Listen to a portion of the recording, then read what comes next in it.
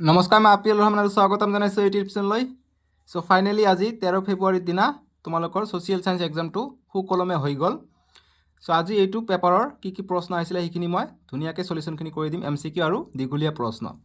চ' এইটো যিটো আছে পেপাৰ ছেট বি আছে মোৰ হাতত। চ' তোমালোকৰ যদি A B D আছে তেনেহ'লে সেইটো তোমালোকে AC D যদি আছে সেইবিলাক বেলেগ কোড সেইটো তোমালোকে মিলাই ল'বা। প্ৰশ্নকেইটা একেই আছে, জাষ্ট ওলোটা পালোটাকৈ দি আছে নাম্বাৰ ছিষ্টেমটো, ঠিক আছে। চ' খুবেই কঠিন হৈ আছে বুলি শুনিছোঁ, মানে প্ৰশ্ন কাকতটো ষ্টুডেণ্টবিলাকে কৈছে। চ' জাষ্ট মোৰ হাতত আহি পঢ়িলে কুৱেশ্যন পেপাৰটো জাষ্ট।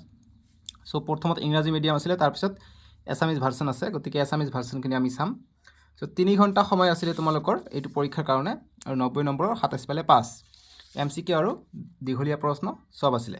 চ' গতিকে এইটো হৈছে মোৰ ছেট বি, তোমালোকে মিলাই ল'বা তোমালোকৰ ACD হ'লে। চ' আমাক কৈছে তলত দিয়া প্ৰশ্নবোৰৰ শুদ্ধ উত্তৰটো বাছি ওলোৱা। প্ৰশ্ন 1ৰ পৰা 45লৈকে 1 নম্বৰকৈ আছে। আমাক কৈছে যে তলত দিয়াবোৰ মিলোৱা আৰু শুদ্ধ উত্তৰটো বাছি ওলোৱা। গতিকে তলৰবিলাক মিলাব কৈছে আৰু শুদ্ধ উত্তৰ বাছি ওলাব কৈছে। চ' আৰমালাইটো কি হ'ব? চ' আৰমালাইটো হ'ব তামিলনাডু। তাৰপিছত চিত্ৰনাবাচল এইটো মহাৰাষ্ট্ৰত হ'ব। তাৰপিছত বাঘ যিটো আছে, বাঘটো এইটো তামিলনাডুৱে, বাঘটো মধ্যপ্ৰদেশ হ'ব। আৰু অজন্তা আছে তামিলনাডুত। চ' অজন্তা গুহা মহাৰাষ্ট্ৰত আছে। 4টো A হ'ব লাগে, 4A ক'ত আছে? B। আৰু বাকী 1 to D লগত C ঠিকে আছে, তামিলনাডু হ'ব। 2টো হৈছে A, 2 আছে D, গতিকে 2টো A। ইয়াত অকণ ভুল হৈ আছে, গতিকে অজন্তাটো একচুৱেলি মহাৰাষ্ট্ৰ হ'ব লাগিছিলে, কিন্তু তামিলনাডুতো আছে, গতিকে তামিলনাডুতেই হ'ব ইয়াত, ঠিক আছে। যিহেতু আমাৰ বাঘটো মহাৰাষ্ট্ৰত হ'ব, চ' গতিকে কোনটো অপশ্যন মিলিব? অপশ্যন D শুদ্ধ হ'ব, ঠিক আছে। গতিকে শুদ্ধ উত্তৰটো হ'ব অপশ্যন D2, বুজি পাইছানে? তাৰপিছত আমাক 2 নম্বৰ প্ৰশ্ন দিছে যে তোমাৰ মতে তলৰ কোনটো বিকল্প সম্পদৰ সন্ধানৰ এটা জনপ্ৰিয় আৰু শেহতীয়া উদাহৰণ? গতিকে শেহতীয়া উদাহৰণ কৈছে আৰু জনপ্ৰিয় কৈছে। গতিকে কোনটো বিকল্প সম্পদৰ সন্ধান মানে সম্পদৰ সন্ধান কৰিবলৈ জনপ্ৰিয় আৰু শেহতীয়া উদাহৰণ? চ' গতিকে পানী সংৰক্ষণৰ ওপৰত বাটৰ নাট, পুৰণি প্লাষ্টিকৰ বটলৰ পুনৰ ব্যৱহাৰ এইটো হ'ব নোৱাৰে। ব্যৱহৃত পেলনীয়া চাহপাত ফুল পুলিৰ গুৰিত দিয়া এইটো নহ'ব। পানী সংৰক্ষণৰ ওপৰত বাটৰ নাট। আৰু 2 নম্বৰ দিছে প্ৰধানমন্ত্ৰী সূৰ্য ঘৰ আঁচনি। গতিকে প্ৰধানমন্ত্ৰী সূৰ্য ঘৰ আঁচনি এইটো চলাৰৰ ওপৰত দিছে, গতিকে এইটো বিকল্প সম্পদৰ সন্ধান হয়।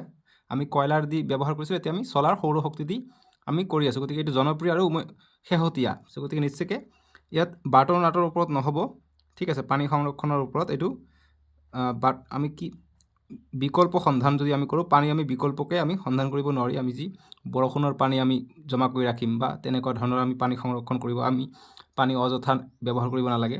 চ' এই নহয়, এইটোৰ এনচাৰ D হ'ব, ঠিক আছে। এইটোৰ বেছি সম্ভৱ এনচাৰটো D হ'ব লাগে। নেক্সট 3 নম্বৰ প্ৰশ্ন দিছে যে টাইৱান আৰু দক্ষিণ কোৰিয়াৰ বিষয়ে তলৰ কোনকেইটা উক্তি শুদ্ধ? আমাক কৈছে মানৱ সম্পদৰ দ্ৰুত বিকাশ, গতিকে টাইৱান আৰু দক্ষিণ কোৰিয়া কৈছে, ছাউথ কোৰিয়া, গতিকে ঠিকে আছে। বহু প্ৰাকৃতিক সম্পদৰ অভাৱ, গতিকে তাতে প্ৰাকৃতিক সম্পদৰ অভাৱ আছে, কিন্তু তেনেকুৱা নহয়, গতিকে মেইনলি ছেমি কণ্ডাক্টৰ পোৱা যায়, গতিকে এইটো চাওঁ ৰ'বা। উদ্যোগৰ বাবে কেঁচা সামগ্ৰীৰ অভাৱ, গতিকে কেঁচা সামগ্ৰী পোৱা যায় বাৰু। পৃথিৱীৰ অগ্ৰণী আৰু সমৃদ্ধিশালী দেশ হিচাপে পৰিগণিত হ'বলৈ সক্ষম হ'ব পৰা নাই, গতিকে এইটো হ'বই নোৱাৰে, এইটো শুদ্ধ নহয়। মানৱ সম্পদৰ দ্ৰুত বিকাশ এইটো ঠিকে আছে। বহু প্ৰাকৃতিক সম্পদৰ অভাৱ, গতিকে প্ৰাকৃতিক সম্পদৰ অভাৱ তাতে অভাৱ নাই, গতিকে এইটো অশুদ্ধ। উদ্যোগৰ বাবে কেঁচা সামগ্ৰীৰ অভাৱ, গতিকে ছেমি কণ্ডাক্টৰ পোৱা যায়, বহুত কিবা কিবি পোৱা যায়, গতিকে এইটো নহ'ব। অকল এই শুদ্ধ হ'ব, গতিকে এই হ'ব ইয়াৰ এনচাৰটো, অপশ্যন A, ঠিক আছে। নেক্সট 4 নম্বৰ প্ৰশ্ন দিছে, তোমালোকৰ প্ৰশ্ন কাকতত মিলাই ল'বা কোনটোৰ লগত মিলিছে। 4 নম্বৰ দিছে যে তলত দিয়া 1, 2 আৰু 3 বিচাৰ কৰা আৰু শুদ্ধ উত্তৰটো বাছি ওলোৱা। গতিকে আমাক 3টা বাক্য দি আমাক শুদ্ধ উত্তৰ ওলাব গৈছে। যেনেকুৱা প্ৰথমত দিছে যে প্ৰকৃতিত থকা সামগ্ৰীবোৰৰ কাৰ্যকাৰিতা আৰু উপকাৰিতা সম্পৰ্কীয় গুণবোৰে মানৱ সম্পদৰ সৃষ্টি কৰে, ঠিকে আছে। প্ৰকৃতিত থকা সামগ্ৰীবোৰ কাৰ্যকাৰিতা আৰু উপকাৰিতা সম্পৰ্কীয় গুণবোৰৰ বাবেহে মানৱ সম্পদৰ সৃষ্টি কৰে, গতিকে এইটো শুদ্ধ আছে। 2 নম্বৰ কৈছে যে প্ৰাকৃতিত থকা সামগ্ৰীবোৰৰ কাৰ্যকাৰিতা আৰু উপকাৰিতা সম্পৰ্কীয় গুণবোৰ মানুহৰ জ্ঞানৰ জৰিয়তেহে উদ্ঘাটন কৰা হয়, গতিকে প্ৰাকৃতিক যিবোৰ সামগ্ৰী কাৰ্যকাৰিতা উপকাৰিতা থাকে এইবিলাক আমি জ্ঞানৰ দ্বাৰাহে আমি উদ্ঘাটন কৰা হয়, গতিকে এইটোও ঠিকে আছে। ঠিক আছে, প্ৰকৃতিত থকা সামগ্ৰীবোৰৰ কাৰ্যকাৰিতা আৰু উপকাৰিতা আমি যদি জ্ঞান নাথাকে আমি সেইটোৰ উদ্ঘাটন কৰিব নোৱাৰোঁ। 3 নম্বৰ, যে মানুহৰ জ্ঞানৰ পৰিসৰ বৃদ্ধিৰ লগে লগে নতুন নতুন সম্পদৰো সৃষ্টি হৈছে আৰু ব্যৱহাৰ হৈছে, গতিকে তিনিওটাই শুদ্ধ আছে। চ' আমাক তিনিওটা শুদ্ধ দিছে নেকি? গতিকে তিনিওটা আমাক শুদ্ধ দিয়া নাই। ঠিক আছে, গতিকে প্ৰকৃতিত থকা সামগ্ৰীবোৰ কাৰ্যকাৰিতা আৰু উপকাৰিতা সম্পৰ্কীয় গুণবোৰে মানৱ সম্পদৰ সৃষ্টি কৰে, গতিকে মানৱ সম্পদৰ সৃষ্টি নকৰে, গতিকে এইটো প্ৰাকৃতিক সম্পদৰ সৃষ্টি কৰে, গতিকে 1 নম্বৰটো ভুল হৈ যাব। 2 আৰু 3 আছে নেকি? 2 আৰু 3 শুদ্ধ, গতিকে বি হ'ব ইয়াৰ কাৰণে শুদ্ধ উত্তৰ। বুজি পালা? এতিয়া 5 নম্বৰ প্ৰশ্ন দিছে যে তলৰ কোনকেইটা উক্তি শুদ্ধ? যেনেকুৱা গদাধৰ সিংহৰ দিনত অসমলৈ আজান পীৰ আহিছিল, গতিকে ঠিকে আছে। মানৰ আক্ৰমণৰ সময়ত ৰজা চন্দ্ৰকান্ত সিংহক সহায় কৰিবলৈ পাঞ্জাৱৰ ৰঞ্জিত সিনহাই অসমলৈ এটি শিখ সৈন্যদল পঠিয়াইছিল, ঠিকে আছে, এইটো সত্য। দেখিছে কিমান ভিতৰৰ পৰা প্ৰশ্ন দিছে, বাপৰে। 3 নম্বৰ, যে মাধৱ কন্দলীক বৰাহী ৰজা মহামাণিক্য পৃষ্ঠপোষকতা কৰিছিল, এইটোও ঠিকে আছে। গোবিন্দ মিশ্ৰৰ পদ্য গীতাখন আজিও জনপ্ৰিয়, গতিকে এইটো দেখোন ঠিকে আছে, গতিকে 4টা শুদ্ধ। অপশ্যন আছে নেকি? 1 2 3 4, গতিকে 4টা শুদ্ধ, ডি হ'ব শুদ্ধ উত্তৰ। ঠিক আছে। 6 নম্বৰ প্ৰশ্ন, যে তলৰ কোনটো যোৰা শুদ্ধভাৱে মিলি আছে? গতিকে কোনটো শুদ্ধভাৱে মিলি আছে? অজীৱীয় সম্পদ, অজীৱীয় সম্পদ গছ গছনি নহয়, গতিকে এইটো নহয়। ব্যক্তিগত সম্পদ ভাল চৰিত্ৰ, গতিকে এইটো হ'ব পাৰে, চাওঁ। ক্ষয়শীল সম্পদ প্ৰাকৃতিক গেছ, গতিকে এইটো ক্ষয় হৈ যায়, ঠিকে আছে, এইটো শুদ্ধভাৱে মিলি আছে। ক্ষয়শীল সম্পদ প্ৰাকৃতিক গেছ। তাৰপিছত চিৰ বিৰাজমান সম্পদ কয়লা, এইটো নহয়। আৰু ব্যক্তিগত সম্পদ ভাল চৰিত্ৰ, এইটো নহয়, ব্যক্তিগত সম্পদ নহয়, গতিকে 3 নম্বৰটো শুদ্ধ হ'ব লাগে। কোনটো শুদ্ধভাৱে মিলি আছে? গতিকে 2টা মিলি আছে, ভাল চৰিত্ৰ আৰু এইটো, 2 আৰু 3, 2 আৰু 3, চি হ'ব উত্তৰটো। ঠিক আছে। 7 নম্বৰ প্ৰশ্ন দিছে যে তলত দিয়া উক্তি দিয়া হৈছে, তলত 2টা উক্তি দিয়া হৈছে, এটাক দাবী হিচাপে আৰু আনটোক কাৰণ হিচাপে চিহ্নিত কৰি উক্তিকেইটাৰ ভিত্তিত সকলোতকৈ সঠিক উত্তৰটো বাছি লোৱা। দাবী দিছে আমাক এছাৰশ্যন, যে কীটনাশক আৰু অপতৃণনাশক দ্ৰব্যৰ প্ৰয়োগে মাটিৰ প্ৰাকৃতিক গুণৰ কোনো পৰিৱৰ্তন নঘটায়, গতিকে কীটনাশক আৰু অপতৃণনাশক দ্ৰব্যৰ প্ৰয়োগে মাটিৰ প্ৰাকৃতিক গুণৰ কোনো পৰিৱৰ্তন নঘটায়, গতিকে এই দাবীটো অসত্য, কিয়নো কীটনাশক আৰু অপতৃণনাশক আমি দিলে মাটিৰ পৰিৱৰ্তন ঘটে, গুণ কমি যায়। ঠিক আছে, গুণৰ পৰিৱৰ্তনটো কমি যায়, গতিকে পৰিৱৰ্তন নঘটায় বুলি কৈছে, গতিকে পৰিৱৰ্তনটো ঘটায়। ঠিক আছে, গতিকে এইটো হ'ব নোৱাৰে। কাৰণ দিছে যে এইবোৰ প্ৰয়োগে কেৱল অনিষ্টকাৰী পোক পতংগ আৰু অপতৃণবোৰ নষ্ট কৰে, গতিকে অনিষ্টকাৰী পোক পতংগ নষ্ট কৰাৰ উপৰিও অপতৃণ নষ্ট কৰাৰ উপৰিও মাটিৰ গুণাগুণটো কমাই দিয়ে। ঠিক আছে, গতিকে কি হ'ব? এ আৰু 2 সত্য, গতিকে কাৰণ নহ'ব। এ আৰু আৰ দুয়োটা অসত্য, এইবোৰ প্ৰয়োগে অনিষ্টকাৰী পোক পতংগ আৰু কেৱল কৈছে, গতিকে কেৱল নহয়, মাটিৰ গুণাগুণ নষ্ট কৰে, গতিকে দুয়োটাই অসত্য হ'ব, গতিকে ডি হ'ব ইয়াৰ কাৰণে উত্তৰটো। ঠিক আছে। এতিয়া 8 নম্বৰ MCQটো দিছে যে সমাজ বিজ্ঞানৰ শিক্ষক এজনে ছাত্ৰ ছাত্ৰীসকলক পানী প্ৰদূষণৰ ওপৰত এটি প্ৰকল্প তৈয়াৰ কৰিবলৈ ক'লে। ছাত্ৰ ছাত্ৰীসকলৰ এটা দলে এখন গাঁৱৰ এটা প্ৰদূষিত ৰাজহুৱা পুখুৰী দেখিলে। এই ক্ষেত্ৰত সমাজ বিজ্ঞান ছাত্ৰ ছাত্ৰী হিচাপে তেওঁলোকৰ কৰণীয় কি হ'ব? চ' গতিকে যদি প্ৰদূষিত এটা ৰাজহুৱা পুখুৰী আছে, গতিকে কি হ'ব কৰণীয়? প্ৰকল্প দিছে যিহেতু, চ' কৈছে যিহেতু এটা স্থানীয় সমস্যা তেওঁলোকে ইয়াৰ প্ৰতি গুৰুত্ব নিদিয়ে, গতিকে এইটো হ'ব নোৱাৰে, নেগেটিভ নহয়। তেওঁলোকে ফটো সংগ্ৰহ কৰি প্ৰকল্প জমা দিব, চাওঁ এইটো কেনেকুৱা। তেওঁলোকে পানী প্ৰদূষণৰ তথ্যসমূহ গাঁৱৰ মানুহজনক জনাব, গতিকে এইটো চাওঁ। সমাজ বিজ্ঞানৰ শিক্ষকৰ সহায়ত তেওঁলোকে গাঁওবাসীক পুখুৰীটো পৰিষ্কাৰ কৰাত সহায় কৰিব আৰু সজাগতাৰ ভাৱ সৃষ্টি কৰিবলৈ যত্ন কৰিব, গতিকে 2 3 4 শুদ্ধ লাগিছে। চ' ইয়াত চাওঁ, গতিকে 4টো আছে, 4টো সত্য হ'বই। ঠিক আছে, এতিয়া 2 আৰু 3ৰ ভিতৰত আমি চাওঁ, যে তেওঁলোকে পানী প্ৰদূষণৰ তথ্যসমূহ গাঁৱৰ মানুহক জনাব। তেওঁলোকে ফটো সংগ্ৰহ কৰি প্ৰকল্প জমা দিব, চ' গতিকে এই প্ৰকল্পৰ কথা নাহে ইয়াত, যিহেতু আমাক ৰাজহুৱা পুখুৰীটো কি চাফা কৰিবহে লাগে। চ' গতিকে আমি নিশ্চয়কৈ 3 আৰু 4টো ক'ত আছে, গতিকে ডি হ'ব শুদ্ধ উত্তৰ। ঠিক আছে, 8 নম্বৰটোৰ। 9 নম্বৰ প্ৰশ্ন দিছে যে মই এইটো জেৰেজ কৰি লৈছোঁ কাৰণে তোমালোকৰ হালধীয়া হয় কোৱেশ্যন পেপাৰটো, এইটো বগা হৈ আছে। ঠিক আছে, হালধীয়া হ'লে তোমালোকে ভালকৈ কেমেৰাত দেখা নাপাবা, সেইকাৰণে মই বগাকৈ প্ৰিণ্ট আউট কৰি লৈছোঁ। কৈছে যে তলত দিয়া গেছৰ যোৰাবোৰৰ কোনটোৱে ভূপৃষ্ঠৰ পৰা প্ৰতিফলিত সৌৰশক্তি শোষণ কৰি ৰাখে? চ' আমাক কৈছে তলত দিয়া গেছবোৰৰ যোৰাটো, মানে কোনটো যোৰাই ভূপৃষ্ঠৰ পৰা প্ৰতিফলিত সৌৰশক্তি শোষণ কৰি ৰাখে? কাৰ্বন ডাই অক্সাইড আৰু নাইট্ৰজেন, কাৰ্বন ডাই অক্সাইড আৰু অক্সিজেন, কাৰ্বন ডাই অক্সাইড আৰু মিথেন, নাইট্ৰজেন আৰু মিথেন। চ' গতিকে নিশ্চয়কৈ কাৰ্বন ডাই অক্সাইড আৰু মিথেন হ'ব, গতিকে চি হ'ব উত্তৰটো। 10 নম্বৰ প্ৰশ্ন দিছে আমাক MCQ যে তলৰ প্ৰতিটো দাবী এছাৰশ্যন আৰু এইটো দিয়া হৈছে, উক্তিটো পঢ়া আৰু শুদ্ধ বিকল্প বাছি উলিওৱা। চ' উক্তিটো আমাক পঢ়ি চাব লাগে। দাবী দিছে যে অৰ্থনৈতিক ভূগোলত সম্পদৰ উৎপাদন, বিতৰণ, উপভোগ আৰু বিনিময়ৰ দৰে মানুহৰ কাৰ্যকলাপসমূহ অধ্যয়ন কৰা হয়, এইটো শুদ্ধ আছে। কাৰণ দিছে যে অৰ্থনৈতিক ভূগোল এইবোৰ মানৱ কাৰ্যকলাপৰ স্থান আৰু কাল সাপেক্ষে পৰিসৰৰ সৈতে জড়িত, গতিকে দুটাই শুদ্ধ আছে। চ' এই আৰু আৰ উভয় সত্য, কিন্তু আৰে শুদ্ধ ব্যাখ্যা নহয়, গতিকে আমাক কি কৈছে যে অৰ্থনৈতিক ভূগোলত সম্পদৰ উৎপাদন, বিতৰণ, উপভোগ, বিনিময় দৰে মানুহৰ কাৰ্যকলাপসমূহ অধ্যয়ন কৰা হয়, ঠিক আছে। অৰ্থনৈতিক ভূগোল এইবোৰ মানৱ কাৰ্যকলাপৰ স্থান আৰু কাল সাপেক্ষে পৰিসৰৰ সৈতে জড়িত, গতিকে কাৰণটো শুদ্ধ নহয়, ব্যাখ্যাটো শুদ্ধ নহয়, গতিকে আমি বি দিব লাগিব আমাৰ শুদ্ধ উত্তৰটো, ঠিক আছে, কাৰণ শুদ্ধ ব্যাখ্যা নহয় এইটো। তাৰপিছত 11 নম্বৰ প্ৰশ্ন আমাক দিছে যে তলত 5খন মহাদেশৰ মৰুকৰণৰ দ্বাৰা আক্ৰান্ত ঠাইৰ শতাংশ উল্লেখ কৰা হৈছে, শুদ্ধ ক্ৰমটো বাছি উলিওৱা। গতিকে শুদ্ধ ক্ৰমটো আমাক বাছি ওলাব কৈছে। চ' উত্তৰ আমেৰিকা আমাক দিছে 27%, ঠিকে আছে। এছিয়া হৈছে আমাৰ 22%, চ' শুদ্ধ ক্ৰমত দিব কৈছে, গতিকে উত্তৰ আমেৰিকাৰ পিছত উত্তৰ দক্ষিণ আমেৰিকা হ'ব লাগিছিলে। দক্ষিণ আমেৰিকা ক'ত আছে? ইয়াত আছে দক্ষিণ আমেৰিকা, তাৰপিছত এছিয়া, তাৰপিছত আফ্ৰিকা, তাৰপিছত অষ্ট্ৰেলিয়া, গতিকে ডি হ'ব শুদ্ধ উত্তৰ। নেক্সট 12 নম্বৰ প্ৰশ্ন দিছে যে তলত দিয়াবোৰ মিলোৱা আৰু শুদ্ধ উত্তৰটো বাছি উলিওৱা। চ' প্ৰশান্ত মহাসাগৰ আছে, প্ৰশান্ত মহাসাগৰ কি হ'ব? আলাস্কা সাগৰৰ লগত মিলিব 1C, ইয়াত আছে আৰু ইয়াত আছে। তাৰপিছত এছিয়াটো আছে, এছিয়া হ'ব মংগোলীয় মালভূমি, গতিকে 2ৰ ডি হ'ব, 2ৰ ডি ইয়াত আছে, ইয়াত নাই, গতিকে বি নম্বৰ হ'ব শুদ্ধ উত্তৰ, ঠিক আছে। এতিয়া 13 নম্বৰ প্ৰশ্ন দিছে যে তলত দিয়া তালিকাখনৰ খালী ঠাইবোৰ পূৰ কৰিবলৈ শুদ্ধ বিকল্প বাছি উলিওৱা। যেনেকুৱা মহাদেশ, দেশ, ৰাজধানী, মই কৈছোঁ ৰাজধানী আহিব।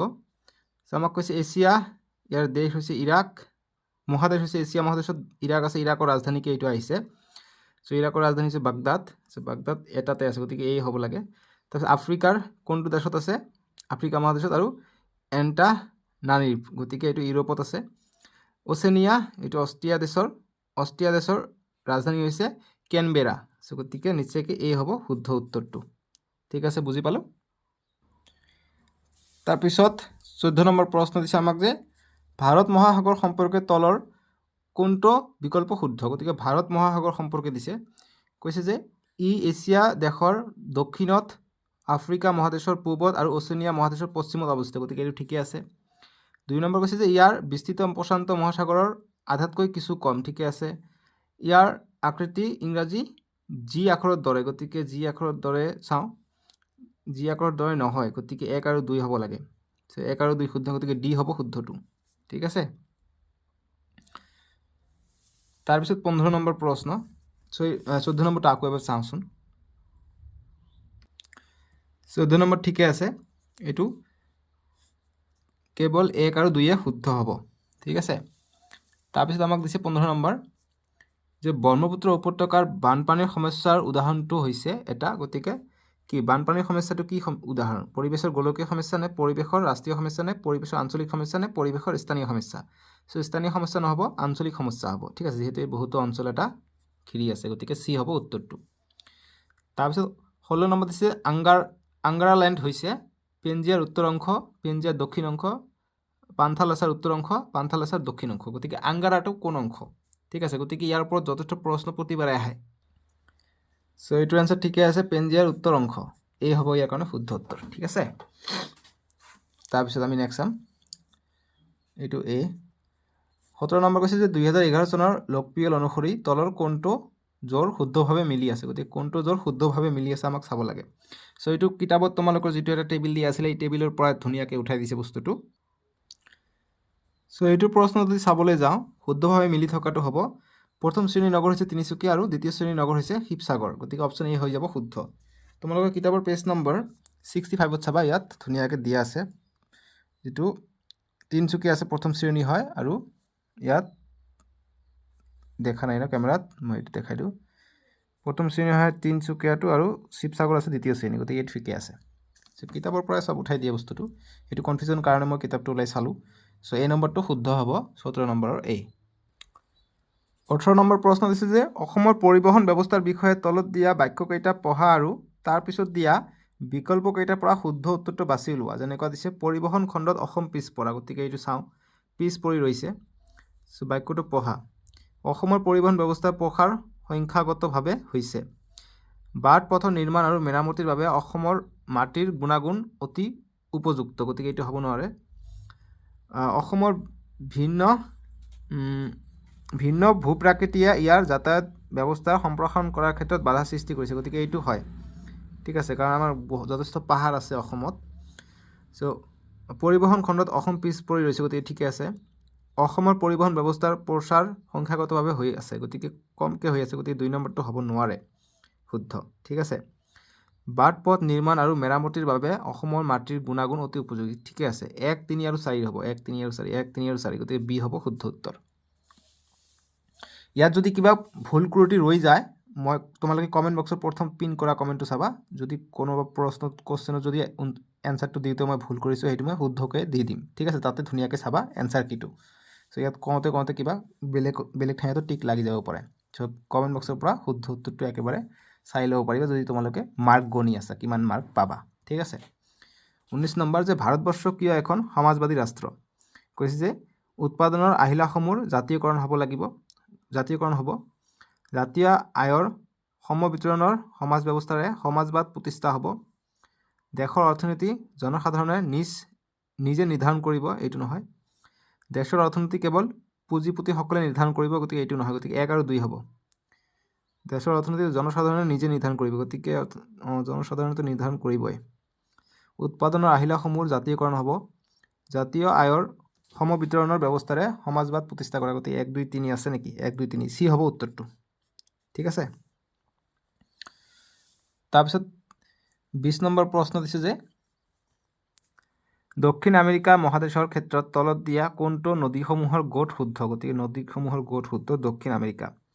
চ' দক্ষিণ আমেৰিকাত কি কি আছে সেইটো আমাক চাব লাগিব। চ' এইটো প্ৰশ্ন উত্তৰ, যিহেতু দক্ষিণ আমেৰিকাত আমাজনো আছে, অৰেনিক আছে, পাৰানাও আছে। চ' গতিকে পাৰানা ইয়াতো আছে, গতিকে ইয়াত যিহেতু দুটাকৈ মিলি আছে, গতিকে চি হ'ব উত্তৰটো। ঠিক আছে। মৌচুৰী নাজানো, কিন্তু পানাৰা আছে, পানাৰা থাকিব লাগিছিলে, কিবা মৌচুৰী দিছে, এইটো চাগে আছে, যিহেতু দুটা আছে, চি নম্বৰটো উত্তৰ হ'ব। 21 নম্বৰ যে ৰাষ্ট্ৰসংঘ সম্পৰ্কে তলৰ কোনটো শুদ্ধ? যে সকলো সদস্য ৰাষ্ট্ৰৰ সমান সাৰ্বভৌম নীতিৰ ভিত্তিত ৰাষ্ট্ৰসংঘ প্ৰতিষ্ঠা হ'ব। ঠিকে আছে। ৰাষ্ট্ৰসংঘ গঠিত হোৱাৰ সময়ত অৰ্থনৈতিক আৰু সামাজিক পৰিষদৰ সদস্যৰ সংখ্যা আছিল 15 জন। ঠিকে আছে। তাৰপিছত কৈছে 15 জন নাছিল চাগে, এইটো নহ'ব। ৰাষ্ট্ৰসংঘক শক্তিশালী ৰূপত প্ৰতিষ্ঠা কৰাৰ দায়িত্ব সদস্য ৰাষ্ট্ৰসমূহৰ। ঠিকে আছে। সচিবালয় হ'ল ৰাষ্ট্ৰসংঘৰ প্ৰাণকেন্দ্ৰ স্বৰূপ, গতিকে 1, 3, 4 চি নম্বৰটো শুদ্ধ হ'ব। ঠিক আছে।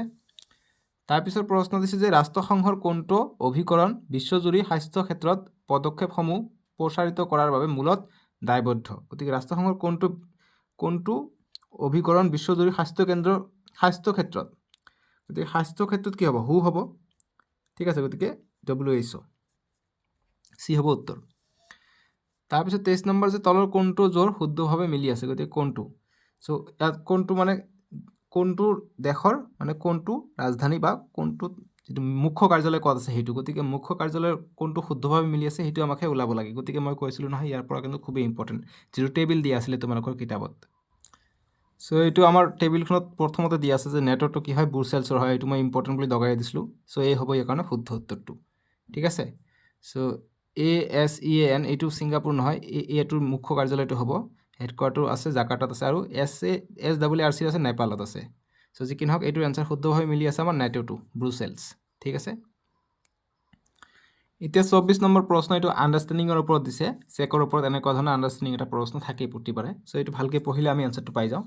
ইয়াত কৈছে যে ধৰা হওক তুমি বাছেৰে গুৱাহাটীৰ পৰা ডিব্ৰুগড়লৈ গৈ আছা আৰু এখন চেকেৰে তুমি তোমাৰ বাছ ভাড়া দিব বিচাৰিছা। বাছখনৰ পৰিচালকজনে চেকখন ল'বলৈ অস্বীকাৰ কৰিছে।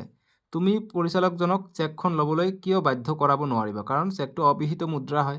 যি কি নহওক অপশ্যন দিছে আমাক যে এখন চেক বিহিত মুদ্ৰাৰূপে গণ্য কৰা নহয়, সেয়েহে ইয়াক গ্ৰহণ কৰিবলৈ কোনো লোক আইনগতভাৱে বাধ্য নহয়। ঠিক আছে, এইটো ঠিক আছে। পৰিচালকজনে সুবিধাৰ বাবে কেৱল নগদ ধন পৰিশোধ কৰাৰ পচন্দ কৰে, গতিকে এইটো নহয়। চেকখন চম্ভালিব নোৱাৰাকৈ আকাৰত ডাঙৰ, পৰিচালকজনৰ বেংকলৈ যাবলৈ আৰু ইয়াৰ নগদীকৰণ কৰিবলৈ সময় নাই। গতিকে এই নম্বৰটোৱে শুদ্ধ হ'ব। ঠিক আছে, কাৰণ এইটো বিহিত মুদ্ৰা হিচাপে গণ্য কৰা নহয়।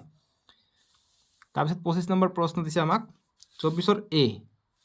25ৰ যে ভাৰতবৰ্ষৰ সংবিধানৰ বিষয়ে তলত দিয়া বিকল্পবোৰৰ পৰা শুদ্ধ মিলটো বাছি ওলোৱা। গতিকে কেবিনেট মিছন ভাৰতলৈ কেতিয়া আহিছিলে? গতিকে কেবিনেট মিছন আহিছিলে 1950 26 জানুৱাৰী। গতিকে 26 জানুৱাৰী 1950 আহিছিলে আমাৰ ভাৰতীয় সংবিধান গ্ৰহণটো কৰিছিলে। ঠিক আছে, গতিকে এইটো হ'ব ইয়াত 3 নম্বৰটো বিৰ লগত মিলিব। তাৰপিছত ৰ'ব অকণমান চাব লাগিব। কেবিনেট মিছন ভাৰতলৈ কেতিয়া আহিছিলে? কেবিনেট মিছন আহিছিলে মাৰ্চৰ 46। গতিকে 1 নম্বৰটো মিলিব, চিৰ লগত মিলিব লাগিছিলে। এইটো দিগদাৰ হৈ আছে, চাব লাগিব। চ' এইটো প্ৰশ্নৰ কেবিনেট মিছন আহিছিলে মাৰ্চৰ 1946 চনত। গতিকে 1ৰ চি হ'ব। 1ৰ চি ইয়াতো আছে। তাৰপিছত খচৰা কমিটি ভাৰতবৰ্ষৰ সংবিধান গ্ৰহণ। গতিকে ভাৰতবৰ্ষৰ সংবিধান গ্ৰহণটো কৰিছিলে 26 নৱেম্বৰ 1949ত। গতিকে এইটো মিলিব ডিৰ লগত। গতিকে 3 মিলিব ডিৰ লগত। 3 ডি ক'ত আছে? 3 মিলিব ডিৰ লগত। গতিকে ডি নম্বৰটো উত্তৰ হ'ব। D number is the final answer. ঠিক আছে, আৰু পঢ়িব নালাগে। 25ৰ ডি হ'ব। তাৰপিছত 26 মই নীতি আয়োগৰ ওপৰত কৈছিলোঁ যে এটা প্ৰশ্ন থাকিবই, যে নীতি আয়োগৰ সমিতিখনৰ গাঁথনি কিছু অংশৰ বিষয়ে তলত দিয়া খালী ঠাইসমূহ পূৰ কৰিবলৈ শুদ্ধ বিকল্পটো বাছি ওলোৱা। যেনেকুৱা অধ্যক্ষ হৈছে প্ৰধানমন্ত্ৰী, তেনেকুৱা পদেন সদস্য কোন, মুখ্য কাৰ্যবাহী বিষয়া কোন, আৰু পৰিচালনা পৰিষদ মুখ্যমন্ত্ৰীসকল আৰু কোন থাকে সেইটো আমাক সুধিছে। ঠিক আছে, গতিকে সেইখিনি এটা চাৰ্ট দি আছে তোমালোকৰ কিতাপত, তাৰ পৰাই দিছে। এইটো যদি চাব যাওঁ তোমালোকে পেজ নম্বৰ 42ত চাবা, নীতি আয়োগৰ ওপৰত দিছে। চ' নীতি আয়োগৰ অধ্যক্ষ হৈছে প্ৰধানমন্ত্ৰী। তাৰপিছত আমাক কি কৈছে যে পদেন সদস্য। গতিকে পদেন সদস্য কেইজন আছে? পদেন সদস্য আছে সৰ্বোচ্চ 4জন কেন্দ্ৰীয় মন্ত্ৰী। গতিকে সৰ্বোচ্চ 4জন কেন্দ্ৰীয় মন্ত্ৰী ক'ত আছে? 2 নম্বৰটো হৈছে সৰ্বোচ্চ 4জন কেন্দ্ৰীয় মন্ত্ৰী। গতিকে বি নম্বৰটো আমাৰ শুদ্ধ হৈ যাব। ঠিক আছে, আৰু আছে নেকি? নাই, গতিকে আৰু পঢ়িব নালাগে। বাকীখিনি যদি মিলাব যোৱা, যে পৰিচালনা পৰিষদ মুখ্যমন্ত্ৰীসকল আৰু দেশ। গতিকে পৰিচালনা পৰিষদ মুখ্যমন্ত্ৰী আৰু কেন্দ্ৰীয় শাসিত অঞ্চলৰ উপ ৰাজ্যপালসকল। চ' গতিকে এইটো হ'ব কেন্দ্ৰীয় শাসিত অঞ্চলৰ উপ ৰাজ্যপালসকল। ঠিকে আছে, বি নম্বৰটো একেবাৰে আমাৰ শুদ্ধভাৱে এনচাৰটো আমি পাই গ'লোঁ। বুজি পালা? এতিয়া 28 নম্বৰ প্ৰশ্ন কৈছে যে অশুদ্ধ উক্তিটো বাছি ওলোৱা। গতিকে অশুদ্ধ আছে আমাৰ এইটো, উদাৰীকৰণ আৰু ব্যক্তিগতকৰণ প্ৰক্ৰিয়া গোলকীয়কৰণ প্ৰক্ৰিয়া বাধাগ্ৰস্ত কৰে। গতিকে এইটো হ'ব অশুদ্ধ। মই পঢ়ি দিছিলোঁ, মই ভিডিঅ'টো অন কৰিবলৈ পাহৰি থাকিলোঁ, কেমেৰাটো অন হোৱা নাছিলে। গতিকে বাকীকেইটা শুদ্ধই আছে, এইটো অশুদ্ধ। ঠিক আছে। তাৰপিছত 29 নম্বৰ, যিটো দেশৰ মুঠ জাতীয় আয়ক মুঠ জনসংখ্যাৰে হৰণ কৰিলে আমি পাওঁ জনমূৰি আয়। তাৰপিছত কলাধন সম্পৰ্কে শুদ্ধ উক্তিকেইটা বাছি ওলোৱা। গতিকে কলাধন কি হয়? ই কৰ ফাঁকিৰ জৰিয়তে হয়, ই অৰ্থনৈতিক অপৰাধৰ ফলত সৃষ্টি হয়। গতিকে 2 আৰু 3 সত্য। গতিকে বি নম্বৰ হ'ব উত্তৰটো। তাৰপিছত লৰ্ড কাৰ্জনে বংগ বিভাজনৰ আঁচনিখনৰ সূচনা কৰিছিল কেতিয়া? যে তিনিটাৰ কাৰণে, যে হিন্দু মুছলমানৰ মাজত সম্প্ৰীতি বিনষ্ট কৰিবলৈ, বিবেককেন্দ্ৰিকভাৱে শাসন প্ৰক্ৰিয়া সহজ কৰি তুলিবলৈ, আৰু যি বিদ্ৰোহ হৈছিলে চিপাহী বিদ্ৰোহ, সেইটোক প্ৰত্যাহ্বানৰ পুনৰাবৃত্তি যাতে নাহে সেইটোৰ কাৰণে। গতিকে 1 2 3 চব শুদ্ধ। গতিকে এই নম্বৰটো শুদ্ধ। বুজি পালা? 32 নম্বৰ দাবী আৰু কাৰণ দিছে। আমাক দাবী দিছে যে স্বদেশী আন্দোলনে বংগদেশৰ সীমা অতিক্ৰম কৰি এটা সৰ্বভাৰতীয় ৰূপ গ্ৰহণ কৰিছিল, আৰু কাৰণ দিছে যে দক্ষিণ ভাৰত, মহাৰাষ্ট্ৰ, উত্তৰ পূব ভাৰতৰ জনগণে এই আন্দোলন সমৰ্থন কৰিছিল। গতিকে সকলোৱে সমৰ্থন কৰিছিল কাৰণে সীমা অতিক্ৰম কৰি গৈছিল, মানে বহুতো ভাল হৈছিল আন্দোলন। গতিকে দুটাই সত্য আছে। গতিকে এই হ'ব উত্তৰটো, যে এই আৰু আৰ উভয় সত্য, আৰু আৰ এৰ শুদ্ধ ব্যাখ্যা। এই হ'ব এনচাৰটো। 33 নম্বৰ প্ৰশ্ন এতিয়া আমাক দিছে। 33 নম্বৰটো পঢ়া যে 1905 চনৰ কোন তাৰিখে বংগ বিভাজন কাৰ্যকৰী হৈছিল? নিশ্চয়কৈ 16 অক্টোবৰ। চ' মই কৈছোঁ প্ৰতিটো পাঠৰ যিখিনি মূল কথা থাকে, মূল কথাখিনি পঢ়িবা। ইয়াত চাবা কিমান ধুনীয়াকৈ দগাই থৈছে যে 1905 খ্ৰীষ্টাব্দত বংগ বিভাজন পৰিকল্পনা চৰকাৰীভাৱে প্ৰকাশ কৰি 1905 খ্ৰীষ্টাব্দৰ 16 অক্টোবৰ তাৰিখে বংগভংগ কাৰ্যকৰী হৈছিলে বা কৰিছিল। চ' মূল কথাখিনিৰ পৰা যথেষ্ট প্ৰশ্ন আহে, মই কৈছিলোঁ। গতিকে 16 অক্টোবৰ হ'ব উত্তৰটো। ঠিক আছে। নেক্সট প্ৰশ্ন দিছে আমাক 34 নম্বৰ, যে তলত দিয়াবোৰ মিলোৱা আৰু শুদ্ধ বিকল্পটো বাছি ওলোৱা। আমাক চম দিছে যে চম্প্ৰসাৰণ আন্দোলন কেতিয়া হৈছিলে? গতিকে এইটো হৈছিলে 1717-18। চাইমন কমিশ্যন কেতিয়া আহিছে? চাইমন কমিশ্যন আছিলে 1927। তাৰপিছত আমাৰ আছে জালিয়ানৱালাবাগৰ হত্যাকাণ্ড, গতিকে জালিয়ানৱালাবাগৰ হত্যাকাণ্ড আছিলে 1919, গতিকে 3 B, ঠিক আছে। চাবা 3 B সব কেইটাতে আছে যি কি নহওক। ক্ৰিপছন মিছন, গতিকে ক্ৰিপছন মিছন হৈছে 1942, আৰু গান্ধী আৰউইন চুক্তি এইটো হ'ব 1931, গতিকে এই নম্বৰটো ঠিকে আছে। এই number is the correct answer. 35 number দিছে যে বংগীয় কলা সংসদ 1977 লক্ষ্য আছিল, গতিকে কি লক্ষ্য আছিল? পশ্চাৎকালৰ প্ৰভাৱেৰে ভাৰতীয় চিত্ৰকলাৰ ভেটি গঢ়া, ভাৰতত পশ্চাতৰ চিত্ৰকলাৰ ভেটি স্থাপন কৰা, পশ্চাত্য প্ৰভাৱমুক্ত নিভাঁজ ভাৰতীয় চিত্ৰকলাৰ চৰ্চাৰে এটি উন্নত সাংস্কৃতিক ভেটি গঢ়ি তোলা, গতিকে চি হ'ব উত্তৰটো। নেক্সট প্ৰশ্ন আমাক দিয়া আছে যে তলৰ 4টা উক্তি উল্লেখ কৰা হৈছে, এই উক্তিকেইটা কেইটামান আন্দোলনৰ বিষয়ে প্ৰতিটো উত্তৰৰ বিপৰীতে একোটা ঘোষণা শুদ্ধ আৰু অশুদ্ধ দিয়া হৈছে। ঘোষণা অনুসৰি শুদ্ধ বিকল্প ওলোৱা। যেনেকুৱা সত্যাগ্ৰহ বা অহিংসা আন্দোলনে গান্ধীজীক এনে অতি সম্ভাৱনাপূৰ্ণ সৰ্বভাৰতীয় নেতাৰ ৰূপত প্ৰতিষ্ঠা কৰা নাছিল, এই তথ্য অশুদ্ধ, গতিকে ঠিকে আছে।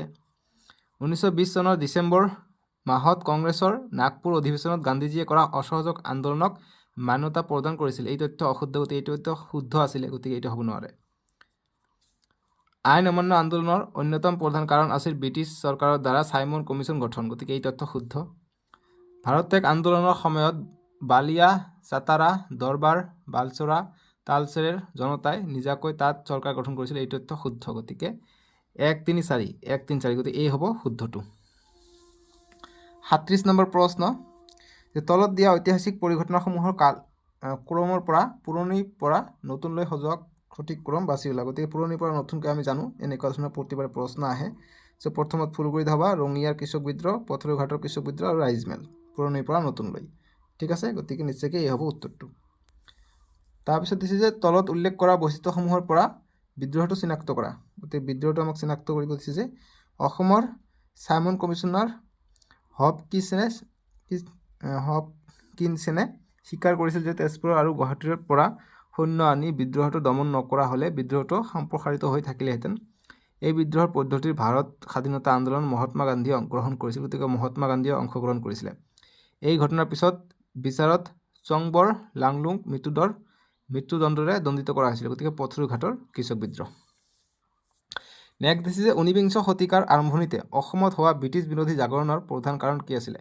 চ' ব্ৰিটিছ বিৰোধী আছিলে অৰ্থনৈতিক শোষণ, ভূমি বিবাদ, সাংস্কৃতিক সংঘাত, ধৰ্মীয় পাৰ্থক্য, গতিকে অৰ্থনৈতিক শোষণ হ'ব, চি হ'ব উত্তৰটো, ঠিক আছে। 40 নম্বৰ প্ৰশ্ন গান্ধীজীৰ কৰিম কিম্বা মৰিম শ্লোগান প্ৰধানত কোনটো আন্দোলনৰ লগত জড়িত? গতিকে ভাৰত ত্যাগ আন্দোলন। আনন্দৰাম ঢেকিয়াল ফুকনৰ বিষয়ে শুদ্ধ বিকল্পী, গতিকে শুদ্ধ কোনটো হ'ব? আনন্দৰাম ঢেকিয়াল ফুকন আৰু গুণাভিৰাম বৰুৱাৰ উদ্যোগত 1857 চনত জ্ঞান প্ৰদায়নী সভাৰ প্ৰতিষ্ঠা হৈছিল, ঠিকে আছে। অসমৰ বিদ্যালয়, কাৰ্যালয় আৰু আদালতত বাংলা ভাষাৰ প্ৰচলন কৰাৰ তেওঁ বিৰোধিতা কৰিছিল, এইটো নহয়। আনন্দৰাম ঢেকিয়াল ফুকনৰ নেতৃত্বত অসমীয়া লিটাৰেৰী ছ'চাইটি গঠন কৰা হৈছিল, এইটো নহয়। আনন্দৰাম ঢেকিয়াল ফুকনৰ নেতৃত্বত আহোম সভা প্ৰতিষ্ঠা কৰা হৈছিল, এইটো নহয়, গতিকে এক শুদ্ধ, গতিকে এই হ'ব উত্তৰটো। 42 নম্বৰ দিছে যে 1921 চনৰ ফেব্ৰুৱাৰী মাহত গুৱাহাটীত প্ৰথম জাতীয় শিক্ষানুষ্ঠানখন প্ৰতিষ্ঠা কৰা হৈছিল, চ' কোনটো? গতিকে বাল গংগাধৰ তিলক স্মৃতিত। তলত দিয়া সামগ্ৰীসমূহৰ কোনবিধ মিজোৰামৰ চেৰাও লোক নৃত্যত ব্যৱহাৰ কৰা হয়? গতিকে চেৰাও লোক নৃত্যত কোনো বাঁহ ব্যৱহাৰ কৰা হয়, বাঁহৰ তালে তালে কি কৰে? নাচে, আমাৰ চিত্ৰ দিয়া আছে কিতাপত, গতিকে বাঁহ। 44 নম্বৰ যে অসমীয়া ভাষাৰ আধুনিক ৰূপটো বিকশিত হৈছে, গতিকে ক'ৰ পৰা? অৰুণোদয় জৰিয়তে। 45 নম্বৰ যে তলৰ কোনটো জোৰ সঠিকভাৱে মিলি আছে? গতিকে কোনটো মিলি আছে সঠিকভাৱে? চ' আছাম এছ'চিয়েশ্যন 1903 চনত, এইটো ঠিকে আছে, বি নম্বৰটো শুদ্ধভাৱে মিলি আছে। চ' 45টা MCQৰ ভিতৰত কিমানটা শুদ্ধ হৈছে সেইটো তোমালোকে নিশ্চয়কৈ মিলাই লৈছা, আৰু অৰিজিনেল যিটো অফিচিয়েল আনচাৰ সেইটো তোমালোকে কমেণ্ট বক্সত পাই যাবা, ঠিক আছে। চববিলাক মই শুদ্ধই কৈছোঁ, যদি কিবা ক্ৰুটি ৰৈ গৈছে সেইটো মই কমেণ্ট বক্সত ঠিক কৰাই দিছোঁ। এতিয়া আমাক দিছে খ শাখা স্বদেশী আন্দোলনত ভগিনী নিবেদিতাৰ অৱদানৰ বিষয়ে চমুকৈ লিখা, খুবেই ইম্পৰ্টেণ্ট। কেইটাবৰ পৰা দিছে বস্তুখিনি, বুজি পাইছেনে? চ' এইখিনি তোমালোকে নিশ্চয়কৈ পাৰিছা বুলি মই জানো। চ' মই নেক্সট ছেকেণ্ড পাৰ্ট এটা বনাম, ডেছক্ৰিপশ্যনত পাই যাবা। ছেকেণ্ড পাৰ্টত মই খ অংশৰ যিমানখিনি ডাঙৰ প্ৰশ্ন আছে সম্পূৰ্ণখিনি তোমালোকৰ উত্তৰ কৰাই দিম। চ' অসমৰ মানচিত্ৰ নস্কা প্ৰতিবাৰে আহে, কৈছে যে উত্তৰ পূব সীমান্ত ৰেল মণ্ডলৰ মুখ্য কাৰ্যালয়, মই কমন যিটো কালিৰ ভিডিঅ'ত দিছিলোঁ হুবহু দিছোঁ এইটো। এখন পাৰ্বত্য জিলা, ভাৰতৰ আটাইতকৈ পুৰণি তেল ঘাট, মানে হুবহু আহিছে, ঠিক আছে যিকি নহওক কমন যিখিনি আছে MCQ পৰিছে আৰু লং কুৱেশ্যনে পৰিছে গতিকে মই পটভূমিৰ ব্যাখ্যা কৈছিলোঁ ৰাষ্ট্ৰসংঘৰ এইটো চাবা 3 নম্বৰ কাৰণে আহিছে যিকি নহওক পঢ়িলে আৰু বহুতো কমেণ্ট আছে চ' মই কমনবিলাক দিছোঁ জাষ্ট ৰিভিজনৰ কাৰণে যদি নাহিলে হয় কি কৰিলা হয় আহিছে দেখিহে ক'ব পাৰিছোঁ বুজি পাইছানে নাই চ' নেক্সট পৰীক্ষাৰ কাৰণে তোমালোকে প্ৰিপাৰেশ্যন লোৱা আৰু যিসকলে 2027ত যাবা এইটো তোমালোকে জাষ্ট এটা আৰ্হি হিচাপে ল'বা ইয়াৰ পৰা প্ৰেক্টিছ কৰিবা যাতে তোমালোকে বুজি পোৱা কুৱেশ্যনৰ পেটাৰ্ণটো কেনেকুৱা ধৰণৰ আহে চ' ভিডিঅ'টো লাইক কৰিবা আৰু চেনেলটো ছাবস্ক্ৰাইব কৰিবা দেই আজিলৈকে আহোঁ বাই বাই টেক কেয়াৰ